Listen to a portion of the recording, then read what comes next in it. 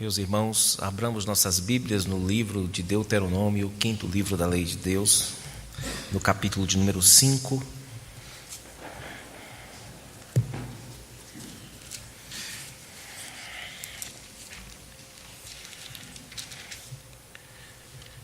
E ouçamos a leitura do versículo 21, o 10º mandamento da Lei de Deus, recapitulado por Moisés.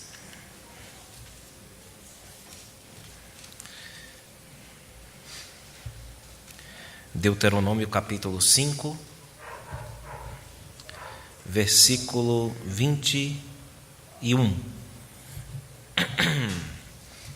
Assim nos diz a palavra do nosso Deus: Não cobiçarás a mulher do teu próximo, não desejarás a casa do teu próximo, nem o seu campo, nem o seu servo, nem a sua serva, nem o seu boi, nem o seu jumento, nem coisa alguma do teu próximo. Amém.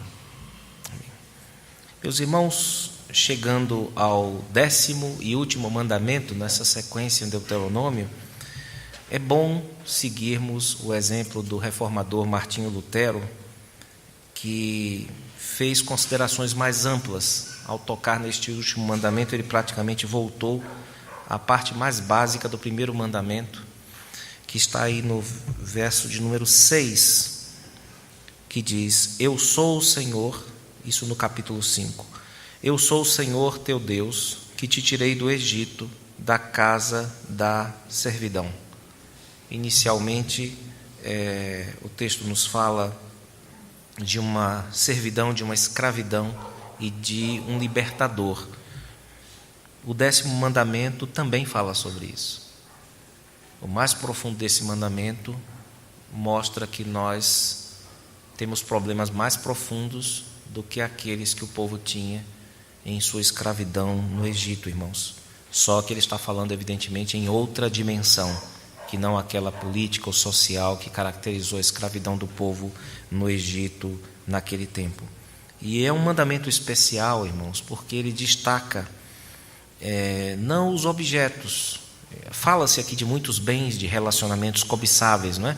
Mas isso já foi tratado nos outros mandamentos, para não adulterar, para não furtar o que é dos outros, não é? Então ele não se destaca por causa dos objetos mencionados, porque eles são cobertos por outros mandamentos. Ele é especial mesmo, porque ele aponta para nós a necessidade de uma perfeição interior. A ideia de que Deus não se satisfaz com o comportamento exterior, mas Ele vê mais profundamente dentro de nós, Ele vê a dinâmica do nosso coração. Então, por isso que é importante nós, antes de entrarmos nesse mandamento, termos a ideia de que ele tem um diferencial. Ele é mais internalizado, por assim dizer, do que os outros, embora os outros também, como nós vemos na própria interpretação do nosso Senhor, possuam uma profundidade infinita. Mas esse aqui possui a mesma profundidade infinita, com essa peculiaridade. Ele está tratando diretamente do coração humano e não mais da questão das ações, portanto, irmãos. Por trás, então, desse mandamento, existem algumas questões que eu gostaria de tratar. Por exemplo, a ideia de que Deus, ao criar o homem, escreveu a sua lei em seus corações. Deus escreveu a lei dele no coração de todo ser humano. O ser humano sabe fundamentalmente aquilo que deve fazer, e Deus pôs nele uma consciência que diz aquilo que é certo e aquilo que é errado, que o aprova e que também o condena por algumas coisas que ele faz e pensa. Os desejos mais profundos do coração do homem, quando ele foi criado, foram planejados para operar em direção a Deus, não contra Deus, mas no sentido da glória de Deus, de buscar a glória de Deus. Existem componentes misteriosos que nós próprios reconhecemos, como, por exemplo, a noção de subconsciente. Nem tudo aquilo que está em nossa mente agora é tudo aquilo que nós sabemos, é tudo aquilo que há dentro de nós. Nós reconhecemos essa dimensão e reconhecemos também a dificuldade em analisá-la e entendê-la. Há também outras noções, como a noção de instinto, que é uma espécie de construto, de nome que se dá para algo que não se entende perfeitamente, totalmente. Então há muito mistério na alma, na vida humana, irmãos. Mas independente disso, a Bíblia deixa claro que Deus nos quer puros em nossas intenções, que Deus nos quer fiéis à lei que Ele escreveu em nossos corações e que agora Ele confirma nas tábuas da lei.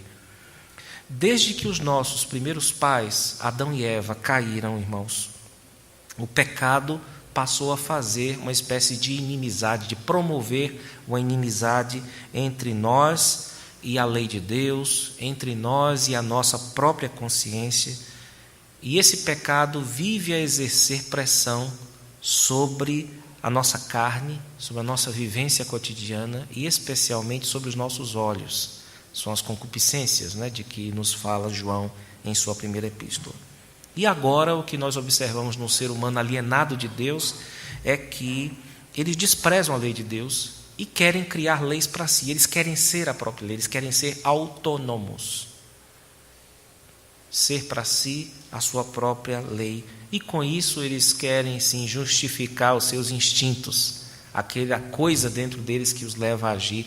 Querem justificar seus desejos subconscientes também. Ou seja, eles querem justificar seus próprios desejos. Eles querem que aquilo que eles desejam seja considerado de antemão como algo certo. Eles desconsideram inteiramente os problemas que aconteceram no passado, que tornaram complicado o conceito daquilo que é natural. Para qualquer ímpio, para qualquer pessoa que não conheça a palavra de Deus, se o que eu estou sentindo é natural, significa que é bom. Porque eles desconhecem inteiramente a revelação de Deus acerca desse assunto. Com tudo isso, irmãos, não se quer dizer, o texto não diz, e eu também replico dizendo que o texto não está dizendo que todo desejo, todo anseio que nós tenhamos seja pecaminoso. Você pode conhecer um rapaz que quer namorar uma meninazinha, ou então você, como cônjuge, pode desejar o seu cônjuge, a sua esposa, o seu esposo. Você pode querer comprar um carro, ou fazer amigos, ou vender produtos, ou vender serviços. Mas esses impulsos, mesmo sendo impulsos normais, desejos normais, eles não estão isentos de deformação existencial. Eles também foram afetados pelo pecado, e com eles também nós devemos tomar cuidado. É por isso que um cristão, por mais inocentes ou aparentemente normais que sejam os seus desejos, os seus anseios, ele os coloca diante de Deus e pede para que Deus sonde o seu coração, para ver se há nele algum caminho, alguma intenção desviante, já que ele tem consciência de que o coração costuma ser enganoso. E nós percebemos esse impulso de desejar, essa vontade de querer porque você quer simplesmente, ou seja, como se você fosse lei para si. Você não precisa ir para uma universidade estudar a doutrina das faculdades mentais ou qualquer coisa do tipo. Você só precisa ir no jardim de infância. Lá você vai começar a ter uma noção. Você vai num berçário de igreja, você vai numa creche. Você olha para um braçozinho de uma criança mordido lá, você vai começar a entender assim, olha, eu acho que esse dentinho aqui no braço dela, eu consigo deduzir muita coisa. Ela deve ter querido alguma coisa com unhas e dentes que a outra não deu, e ela terminou fazendo isso na amiguinha. Então você não precisa ir muito longe para perceber que o ser humano possui desejos que o tempo inteiro estão gritando como um exército em busca de satisfação. A gente cresce, fica adulto, fica polido, mas a coisa continua lá, irmãos. Esse viveiro de desejos do ser humano continua lá, clamando por satisfação, muitas vezes a qualquer custo. Se você precisar quebrar algumas leis, se você precisar passar por cima de algumas questões ligadas à tradição, ou à família, ou a negócios, a pessoa vai lá em busca de satisfazer os seus desejos. Há um problema prático com isso. É que os desejos não têm fim, irmãos. Não tem fim. Então, e qual é o problema com isso, O desejo infinito. Olha, em si mesmo nada. Você pode desejar infinitamente E não há muito problema com isso. O problema é que você vive num mundo em que os bens e os relacionamentos são limitados. Não tem para todo mundo. Então, se o desejo, imagina aí, um sujeito tem um desejo infinito. Beleza, eu também tenho, você também tem, todo mundo tem. Tem bens para todo mundo? Não tem. Não tem. Senão o pessoal não ficava lá na frente da loja, né, na Black Friday, não ficava ali aquele milhares de pessoas esperando. Por quê? Se desse para todo mundo, eu ficava na minha casa, lá no finalzinho da promoção, eu ia lá e comprava, que estava lá aquela televisão que eu queria me esperando, etc. Ou seja, há uma consciência de que o nosso desejo é maior do que os bens disponíveis para satisfazê-lo, né? Então há essa questão aqui. E o pior, a distribuição não é igualitária, irmãos. Não é igual. Tipo, olha, não tem para todo mundo, mas pelo menos vai ser um para cada. Quem dera. Quem dera. A mordida na creche já prova que não é assim. Não tem brinquedo para todo mundo, para todos os desejos. Não tem para todo mundo. Não tem relacionamento para todo mundo. Não tem. Né? Não tem mulher, não tem homem para todo mundo. Não tem brinquedo para todo mundo, não tem televisão para todo mundo. E com isso, irmãos, nós percebemos pessoas que não têm cônjuges atraentes, ou pessoas que não têm casas atraentes, que não têm material de trabalho atraente, que não tem um montão de coisas, que não tem empregados que sejam bons, não tem excelência, coisas boas para todo mundo. As comparações nesse caso são inevitáveis, e são elas que adubam, que, por assim dizer, estrumam o terreno da cobiça. Parte disso, a cobiça começa, por assim dizer, se manifesta devido a esse gatilho da natureza comparativa das nossas aquisições, daquilo que nós temos, né? Tanto em relação a coisas, como também nas nossas relações com outras pessoas. Então esse é o nosso mundo, irmãos. Nosso mundo, tal como João sintetiza, ele diz, olha, o que é que tem no mundo? O que é que tem no mundanismo? É um desejo forte, um treco ruim dentro das pessoas, que é chamado de concupiscência. Algumas delas nascem, brotam da própria pessoa, é um desejo forte de possuir certas coisas, e outras são estimuladas a partir de fora, que são as concupiscências da carne. E o resto, quem consegue, aí tem a soberba da vida, que é a gabolice por você, é a distorção do senso de posse, né? É a gabolice, é a ostentação, como se diz, né? Então o que você tem são esses dois impulsos, um mais voltado para dentro, outro que é estimulado de fora, e quem consegue fica ostentando. Isso aí é o resumo que João diz, que é o tal mundo. Isso tudo está contra um Deus que não é democrático, que não divide as coisas como a democracia exige. Ou seja, o mundo está em guerra nesse ponto com Deus. Ele tem desejos de que todo mundo tenha tudo, ou seja, a divisão seja igualitária, e há um Deus que é livre para distribuir o que ele tem, do jeito que ele quer, como ele quer, para quem ele quer. Então aí a briga está armada, né? O palco da briga está armado, que é Deus e o mundo, irmãos. Com isso em mente, tendo esse contexto mais amplo, teológico, agora desçamos um pouco ao nosso texto, né? Em nosso texto aqui, o verbo cobiçar indica uma vontade doente de fazer coisas mal feitas, de fazer aquilo que é desagradável a Deus. Nós temos um exemplo, esse termo aqui, cobiçar, ocorre em alguns contextos interessantes, como, por exemplo, o famoso caso de Acã, que foi aquele soldado que cobiçou despojo de guerra proibido, né? E ele terminou apedrejado, ele e a sua família, por conta daquele... Isso levou a Israel a ser surrado praticamente por uma comunidadezinha pequena, tal, deu um problema muito grande. Isso começou com o pecado de Acã. Também nós temos o exemplo do rei Acabe.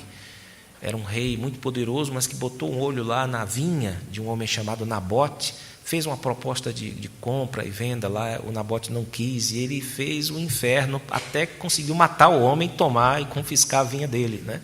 E ali há o termo também, cobiça, para a gente ter uma ideia de como essa coisa opera. Ela não é apenas um negócio, um desejo forte, não, mas é um desejo forte em busca de satisfação mesmo, né? Inclusive passando por cima de qualquer tipo de lei, inclusive a de Deus. E nós temos também um outro verbo ainda aí, que é o desejar. Vocês estão percebendo aí, não é? versículo 21, não desejarás a casa do teu próximo. Esse é um termo mais genérico, irmãos. Ele indica, por exemplo, aquele anseio que o povo sentiu por um cardápio mais rico no deserto, né? Só tinha maná, aquele, meio que um bolo de mel, só tem isso, só tem isso. Aí chegou um ponto que eles falaram, só tem esse pão vil, né? Essa porcaria. Eles reclamando do pão do céu e ansiando pela variedade que existia lá do cardápio egípcio. Eles tomavam na cabeça, tomavam chicotada, mas o almoço era melhor, né? A comida era melhor. Aquele anseio é chamado aqui é a mesma palavra para desejo que está sendo aqui mencionada, não é, irmãos? E nós temos ainda uma sede profunda que Davi sentiu numa das lutas dele com o seu grupo, né, o seu bando. Ele sentiu uma sede muito forte na porta de Belém e disse que ansiava pela água do poço de Belém. E um dos seus guerreiros, né, entrou, foi lá, passou perigo de morte mesmo, conseguiu pegar uma jarra e trouxe para Davi. E quando Davi viu aquilo, ele disse assim, olha, eu praticamente matei, perdi o meu guerreiro, né? Ele arriscou a sua vida por mim, ele derramou aquela água no chão, dizendo assim, eu não posso fazer isso, porque eu me sentiria mal bebendo e me satisfazendo, tendo posto a sua vida em perigo. Aquele anseio de Davi também usa essa mesma palavra aqui. Então vocês percebam que essa daqui ela é um pouco mais neutra, ela é mais ampla. A outra é negativa mesmo. Mas elas duas juntas aqui, irmãos, cobiça e desejo, nesse contexto, são coisas claramente contrárias à lei de Deus. Mesmo que uma não termine descambando em ações más, mesmo que a outra seja um pouco mais neutra, mais ampla, as duas estão tratando aqui de certos desejos que clamam por satisfação, e essa satisfação consiste em você passar por cima das leis de Deus. Quando nós consideramos também na sequência aqui do texto, os objetos do desejo, eles não estão todos aqui. Então o versículo não está elencando aqui todos os objetos possíveis, mas pelo menos ele dá aqui as categorias mais básicas, que são relacionamentos. As pessoas cobiçam relacionamento dos outros e cobiçam coisas, tá certo? Esses relacionamentos não precisam ser apenas os conjugais, como nós vamos ver. O texto fala aqui de cônjuge, do próximo, né? E depois, na sequência, fala da casa, também fala do local de trabalho, que normalmente era o campo, né? Isso também é cobiçável. Fala-se aqui dos funcionários, seria o equivalente hoje dos servos e das servas, não é? Fala também dos instrumentos de trabalho, aqui representados pelo boi, e os instrumentos de transporte, representados aqui pelo jumento, na época, não é? Mas o finalzinho do verso, vejam que ele diz, nem coisa alguma do teu próximo, significando que a lista é maior, não é? Ela é indefinida em relação a isso. Aqui nós podemos incluir, por exemplo, entre os relacionamentos, pensando nos nossos dias, a cobiça da solteirice de alguém feliz. É um tipo de relação cobiçada, não é? Sou casado apenas comigo mesmo, né? E eu vejo que essa menina é muito feliz, enquanto que meu casamento é terrível, é muito ruim. Quem me dera ser solteiro. Isso é um modo de desejo totalmente contrário à lei de Deus. Embora não pareça, né? Mas é totalmente contrário. Nós podemos também citar a cobiça de filhos. Existem pessoas que cobiçam filhos, inclusive as que têm filhos, queriam trocar os deles por outros, né? Por outros melhores, não estou falando só de quem não tem. Netos também. Tem gente que realmente pode pecar por isso, né? De cobiçar netos para si. Esse é um outro desejo que as pessoas têm e que às vezes termina nessa ânsia, a pessoa cometendo pecados contra a lei de Deus. E entre os bens, irmãos, nós podemos incluir ainda aí funcionários, né? Que seriam servos daquele tempo. Pode haver também uma cobiça. E entre os bens, nós temos aqueles bens de caráter mais simbólico, como, por exemplo, roupas, né? É possível que alguém cobice as roupas de outra pessoa, o prestígio. Há pessoas que cobiçam o porte e o semblante de algumas outras pessoas. Os graus acadêmicos também. A idade. Existem pessoas que têm o desejo de possuir a idade de outras pessoas. A inteligência também. e os talentos concedidos por Deus. Por quê? Porque nenhuma dessas coisas é distribuída igualitariamente. Às vezes você sente que merece mais do que a outra pessoa. Então daí que vem sempre essa relação entre cobiça e inveja, que são irmãs chipófagas, né? Elas estão sempre juntinhas, coladas, são siamesas, né? Então é quase certo que você vai falar de uma quando você fala de outra. Por isso que a Bíblia nem sequer chega a definir claramente o que é inveja, o que é cobiça, que elas andam muito, muito próximas, muito juntas, né, irmãos?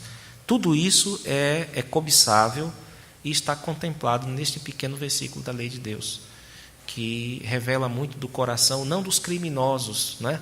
Não dos bandidos, dos adúlteros, não, mas das pessoas que estão procurando viver para Deus.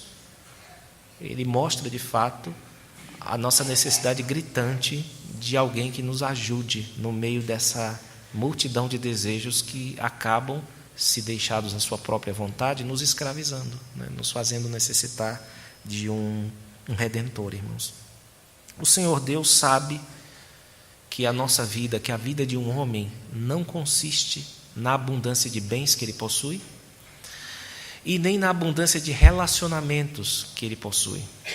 Deus sabe dessas coisas, irmãos, e é por isso que Ele quer ordenar, e mais, Ele quer satisfazer os nossos desejos. Deus não quer apenas dar ordem a esse caos que é o desejo humano, ou os desejos, mas Ele quer também realizar esse, e só Ele, na verdade, pode. Porque se nós estamos lidando com desejos que não têm fim, só uma satisfação sem fim consegue. Daí que os antigos, né, o Agostinho, o fizeste-nos para ti, e inquieto está o nosso coração enquanto não repousar em ti, porque o meu desejo, minha agonia é infinita, então eu só posso ter um remédio que seja também Ele próprio, infinito para a minha alma, irmãos. Ele sabe, então, que existe uma sede dentro de nós, uma sede no nosso coração, que bem nenhum deste mundo, inclusive o bem dos relacionamentos, é capaz de satisfazer. Essa sede foi captada por um jovem norte-americano na década de 1980. Ele tinha apenas 14 anos e ele fez um poema que eu encontrei citado em diversos comentários, como um poema impressionante por causa da percepção que esse menino teve da condição humana de desejar constantemente. Eu vou ler esse poema aqui para ver a situação, para que vocês vejam a situação de miséria do ser humano quando ele não tem uma satisfação para desejos infinitos que ele possui. Porque Deus sabotou a nossa alma, irmãos, nesse sentido. Ele pôs em nós um desejo pelo que é eterno, pelo que é infinito, pelo que é grande demais, pelo que não tem tamanho, para que nós só tivéssemos satisfação nele. É por isso que a gente pega um negocinho e quer outro. Então você dá um monte de dinheiro para um homem, aí vem um trequinho dentro dele, sobe, e de repente sai uma vozinha dizendo, só mais um pouquinho. Né? Ele quer sempre um pouquinho. Então essa é uma espécie de sabotagem divina no nosso coração. Né? E esse rapaz, o Jason Lehman, ele captou isso bem. Eu vou fazer essa leitura para vocês. Ele diz assim: era primavera, mas eu queria era o verão, os dias quentes e o ar livre. Era verão, mas eu queria era o outono, as folhas coloridas e o ar frio e seco. Era outono, mas eu queria era o inverno, a neve bonita e a alegria da temporada de férias. Era inverno, mas eu queria era a primavera, o calor e o desabrochar da natureza. Eu era menino, mas eu queria era a idade adulta, a liberdade, o respeito. Eu tinha 20, mas eu queria era ter 30, ser maduro, sofisticado. Eu estava na meia-idade, mas era 20 que eu queria ter, a juventude, o espírito livre. Eu estava aposentado, mas eu queria mesmo era a meia-idade, a presença de espírito, sem limitações. Minha vida acabou, mas eu nunca tive o que queria. Acabou. É isso. É dessa miséria, irmãos, que Deus quer nos livrar. Deus quer nos livrar dessa miséria, porque por essas coisinhas que acontecem na vida, primavera, verão, outono e inverno, as alegrias da infância, as alegrias da adolescência, as alegrias da velhice, dê isso aí, dê as alegrias da velhice para um velho, sabe o que ele quer? Quer voltar a ser jovem. Dê as alegrias da juventude para um jovem, ele vai dizer assim, como eu queria ser mais experiente, como eu queria ser criança. Dá as alegrias da criança, ela diz assim, eu não gosto de doce, eu queria era salgadinho, e só os idosos, os mais velhos têm acesso. Isso faz parte da condição humana, nós fomos sabotados. Deus nos fez para Ele, e o nosso coração vai continuar inquieto enquanto não repousar nele. Essa é uma das declarações mais profundas acerca da condição humana e do plano de Deus para as nossas vidas, irmãos. Então, quando Deus nos fala essa palavra, nos dá essa espécie de freio, é para o nosso bem, é com o fim de ordenar os nossos sentimentos, os nossos anseios e direcioná-los para Ele próprio. E é importante nós entendermos que esse mandamento aqui não é para ladrões, para adúlteros, para pessoas que vivem na prática do pecado. Ele é sobretudo para aqueles que são devotos, para aqueles que são crentes, para aqueles que acreditam em Deus, porque se eles forem sinceros, eles vão admitir, com todo o seu coração, do fundo dos seus pensamentos, eles vão admitir que não cumprem a lei perfeitamente, que Deus exige uma pureza que é impossível aos seres humanos, irmãos. Esse mandamento, portanto, nos ensina que nós temos a necessidade de um libertador, nós temos a necessidade de um Salvador, e nós sabemos que o nosso Salvador é Jesus Cristo. Há uma necessidade, então, de que as pessoas aceitem a Cristo como seu Salvador, libertador daquele que é o maior dos cativeiros, o pior dos cativeiros. Aquele que os judeus não entenderam, né? Quando Jesus falou, e conhecereis a verdade vos libertará. Eles falaram, mas nós nunca fomos escravos de ninguém, nossa geração, etc, etc. Ele falou, não. Vocês estão pensando no Egito, né? Mas lá mesmo no Egito já estava dada a ideia de que vocês precisam de um Salvador. E querem a prova? O 10º mandamento da lei de Deus. Ele mostra que há uma exigência de pureza e nós não conseguimos ter. Nós precisamos de fato de Jesus Cristo na nossa vida, e só então nós podemos assumir esse mandamento como um dever, porque nós sabemos que aquilo em que nós falharmos, o sangue de Jesus nos cobre. Nós temos então condição para procurar pelo menos viver de acordo com esse mandamento. E é nesse sentido que nosso catecismo maior, o catecismo maior da Igreja Presbiteriana, interpreta na sua pergunta e resposta 147, tratando sobre os deveres exigidos no 10º mandamento, ele fala de um modo muito positivo. Como é que eu posso não cobiçar? Não é? Como é que eu posso obedecer esse mandamento? Aí o catecismo coloca isso numa ótica bem positiva, falando sobre o contentamento. A ideia do contentamento não como sendo algo que inibe você de desejar crescer, ou de possuir seus bens, ou de ter um relacionamento, mas o contentamento como um estado de espírito em qualquer condição em que você se encontre. Se você tem muito dinheiro, contente-se com isso. Não quer dizer que você não vai aproveitar as oportunidades. Quer dizer que enquanto você está fazendo isso, você está fazendo isso contente em Deus. Se você tem um relacionamento problemático, contente-se em Deus. Procure melhorar com todo o contentamento do seu coração. As pessoas criam essa contrariedade, essa dicotomia, essa coisa falsa entre se eu sou contente, eu não me empenho em melhorar as coisas, etc. Não, não é isso. Não é disso que a palavra fala. A Bíblia diz que é perfeitamente possível que você seja uma pessoa pobre e esteja contente. E seja uma pessoa rica e esteja contente. E seja uma pessoa que progride na vida e em cada degrau da sua vida você está contente em toda e qualquer situação. Nós falamos, no entanto, em algumas pregações, de que o contentamento não é algo natural do ser humano. Nós já vimos também nessa. O contentamento é uma arte, é uma técnica, e, portanto, tem que ser aprendido. Isso quem disse não fui eu, foi o apóstolo Paulo. Ele diz, eu aprendi a viver contente em toda e qualquer circunstância. Então, hoje, pela graça de Deus, eu consigo estar lá nas alturas, comendo na mesa de um rei, depois ele não gosta lá do que eu preguei, manda me açoitar, e de repente eu estou lá na sarjeta comendo com um mendigo. No outro dia, coisa de um dia ou dois, eu estou contente lá eu não me ensoberbeço, não me acho melhor, e nem aqui eu me acho mais desgraçado de todos os homens. Eu consigo isso por causa daquele que me fortalece. Então, tendo nós suficiência em Cristo, nós podemos ter contentamento. E o contentamento é um antídoto poderoso contra a cobiça, irmãos. Contra a cobiça. Sem inibir o nosso desejo de crescer, de nos relacionar, de melhorar nossos relacionamentos. Não tem nada a ver com isso. Então é possível você ser uma pessoa contente. Quando você está em dúvida em relação às bênçãos de Deus sobre a sua vida, você se focar no que você tem, dar graças a Deus e entender que se Deus quiser, você vai ter as outras coisas. Se não for bom para você, você deve estar contente em Deus. Então é possível que isso aconteça. E quando você for tentado ao descontentamento, você passa a contar as muitas bênçãos que Deus te deu. Você põe num caderninho lá, no seu memorial, conta aquilo que Deus te deu. Você vai ver, surpreso, né? Que Deus fez muito mais coisas do que você costuma fazer, do que você costuma pensar, né? Então esse ponto é muito importante, irmãos. E nós precisamos então aprender isso com o Senhor Deus. E você deve também entender que mesmo sendo fiel a Deus, mesmo sendo contente, você pode passar por privações, por dificuldades, não apenas em relação a bens, mas em relação a pessoas com quem você convive.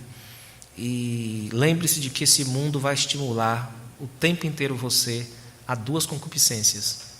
É a concupiscência dos desejos do seu coração, a concupiscência da carne, e aquela que vai ser estimulada pelos olhos, que embora não sejam o sentido mais importante para nós é o ouvido, porque a fé vem e se nutre por ele, ainda assim ele tem um poder muito grande a ponto de Jesus nos alertar de que os olhos podem ser considerados como a lâmpada do corpo, no sentido de que eles podem tornar, caso eles sejam apagados, caso eles estejam em trevas, podem contaminar o restante da sua vida inteira.